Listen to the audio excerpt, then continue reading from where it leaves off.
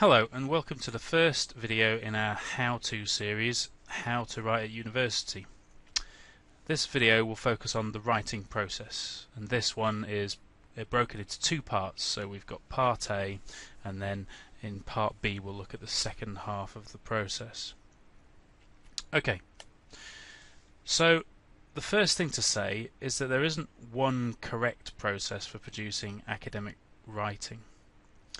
Although in my experience it is possible to some extent to get away with a pretty functional approach, the best academic writing is fully creative.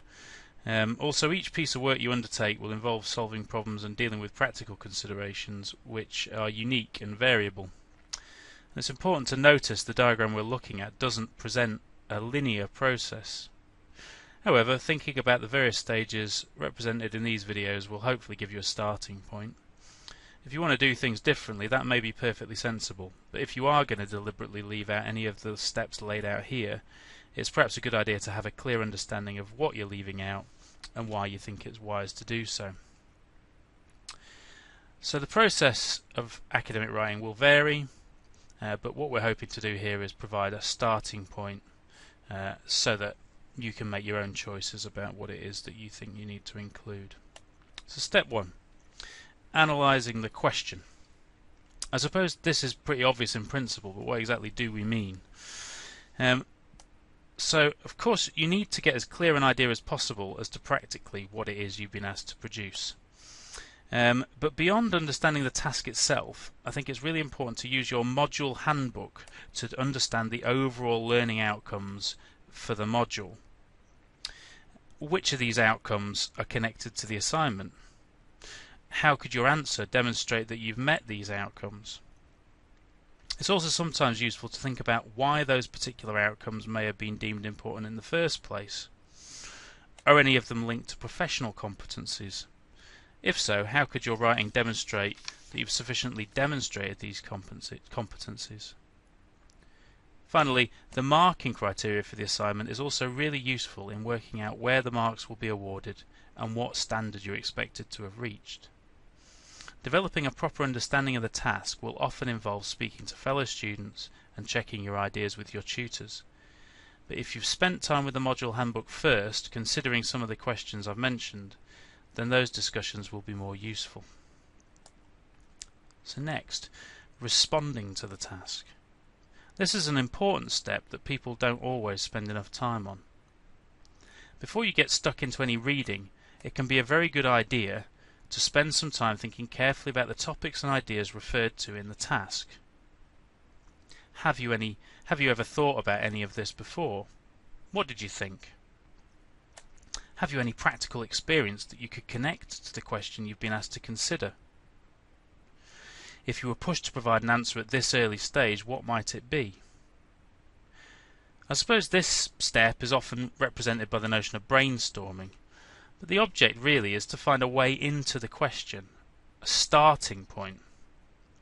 And if you can identify some idea or position that you would like to check, then you begin the process of researching the topic with much more focus and in a much more active frame of mind than if you begin totally blank.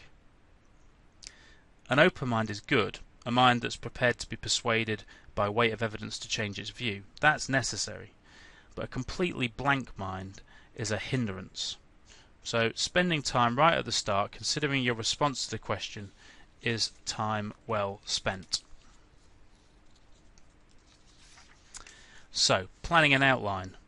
We've got a separate video in this series that deals with this in some detail, so I'm not going to go into that depth here.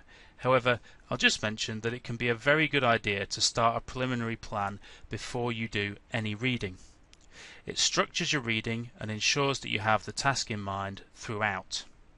And this means you're less likely to get into a situation where you've done far too much reading for the available word limit.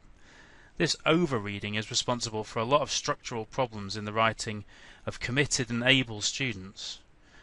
Having invested considerable time and effort, the student wants to try and fit everything in. So by all means, read around a subject to your heart's content, but when you're asked to produce a piece of writing, you need to learn how to read to the task. A preliminary plan can help with this. So as I say, see our separate video on this for more details. Right, gathering sources. This is pretty self-explanatory. If you need help with this step, then there's a huge amount of support available through the learning centres and via the library gateway. For any piece of writing, you'll probably want a variety of source types, including academic journal articles, which present findings and discussion of academic research in your field, and textbooks and other books which introduce and develop discussions of key concepts and theories which relate to the problems you're writing about. You'll also need to find examples or case studies to include in your work, and you might gather these from any number of possible sources. If the source includes in-text citations and a reference list, it's more likely to be considered an academic or reliable source, and you'll generally be able to make more use of that than sources which contain no in-text citation. But that's a rule of thumb. Assessing sources for relevance and reliability is something the Learning Centre staff can help you with, and it varies to some extent depending on your subject area. Okay, so the final step in this Part A video is making notes. Now, your notes are the foundations of your writing. If they're well organised, then you're preparing to produce a well-organised draft. Most people produce linear notes, and that's fine, but you should also have a look at Cornell notes and mind maps. Good notes begin the process of converting material out of the form you find it in into a form you can use as the raw material for your writing. Therefore, good notes translate material by paraphrasing and summarizing. Statistical material might be captured in a graphic. Processes might be converted into diagrams. Tables might be used to compare material from different sources. See our video on comparing and contrasting for more advice about this. Finally, good notes make links between ideas from different sources, and they also include original comments and questions from the student themselves. Make sure to reference clearly where necessary so you know where all the information comes from. See the library's advice on referencing apps such as RefMe to help make all of this as simple as possible. Okay, so I want you to look at Part B now for the rest of the writing process. But for more information about your writing or other academic skills, you can go to our website, which is blogs.shu.ac.uk/thebridge, or you can follow us on Twitter at ShuBridge, or you can visit us above the AdSets Cafe in the AdSets Learning Centre and the Bridge, or talk to anybody on the Learning Centre help desks at Collegiate Crescent or the AdSets Cafe. Thank you for watching.